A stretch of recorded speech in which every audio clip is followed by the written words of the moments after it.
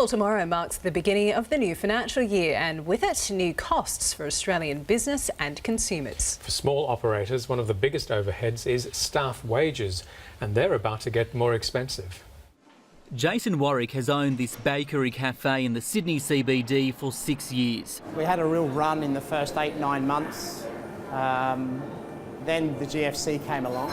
Business has improved since then, but he says the recent federal budget has had a slight impact. I think people are being a bit more cautious. He's also cautious with overheads. Staff costs are my biggest consideration. And they're about to rise. From tomorrow, the national minimum wage will increase by 3%, from just over $622 per week to nearly $641 per week. And the superannuation guarantee will rise from 9.25% to 9.5%. It's a cost that small business absorbs reluctantly. Business activity statements will only be sent to those who don't lodge electronically as the ATO moves to a more digital environment. But tax compliance still costs small businesses around $11,000 a year, according to the Institute of Chartered Accountants. There'll be some respite for business with a decrease in the company tax rate, but not until the following year. The coalition government's promised a 1.5% reduction in the company tax rate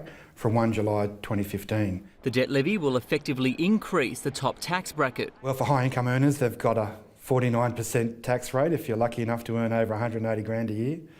For people who are relying on family tax benefits, there's been some changes there as a result of the budget. We still don't know whether they're going to get through the Senate. The Senate will likely repeal the carbon tax in a few weeks. For business, the issue is how quickly the carbon tax works its way out of the supply chain. That could take another year. But households should see some lower power prices sooner. The government says that electricity bills should drop by 9%, which I think equates for an average household to around $550 per annum. While that's still above pre-carbon tax prices, costs relating to power infrastructure upgrades have been passed on to the consumer since that time. Ricardo Goncalves, SBS World News.